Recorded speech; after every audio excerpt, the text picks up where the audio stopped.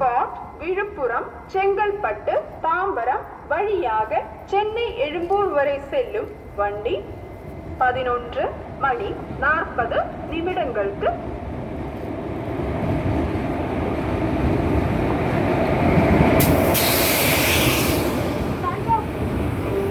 City union பேங்க்ல உங்களோட account balance அப்புறம் பேங்கிங் இன்ஃபர்மேஷன் ஏதாவது தெரிஞ்சுக்கணுமா? லக்ஷ்மியை கேளுங்க, உடனே பதில் கிடைக்கும். யார் அந்த லக்ஷ்மின்னு யோசிக்கிறீங்களா?